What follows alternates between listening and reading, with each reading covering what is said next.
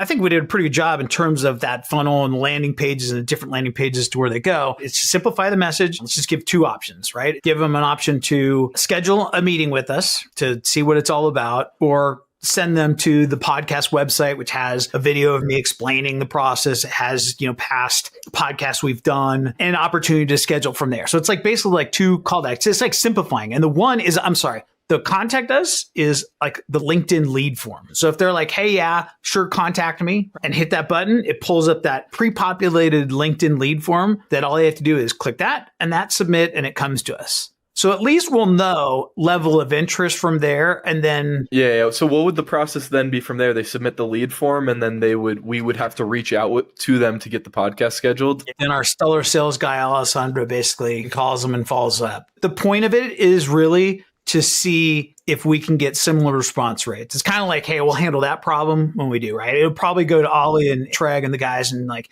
okay, hey, when these lead forms come in, automatically call and send an email. Are they going to have the qualifying questions that we want still? No, not in that. Oh, so it's just going to be a lead capture form.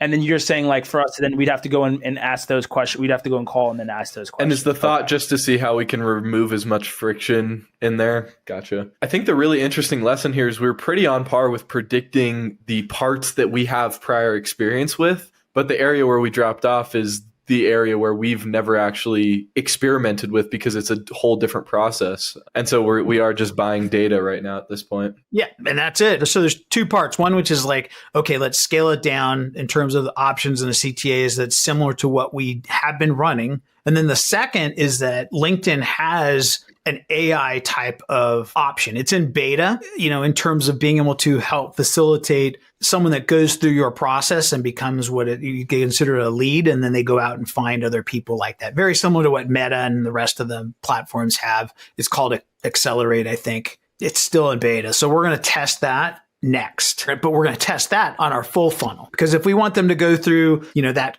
full funnel where we have different qualifying stages, et cetera, in there, we only want what we call our green bucket prospects, right? And so that's what we're going to use on the AI version of LinkedIn ads called Accelerate, is that full funnel, so that we're telling them, yeah, we have green bucket prospects, we have yellow bucket prospects, and we have red bucket prospects. We only want the green ones. So if they go through this entire funnel and we trigger that as a lead and send it back into LinkedIn, they're going to go out and find more of the green buckets.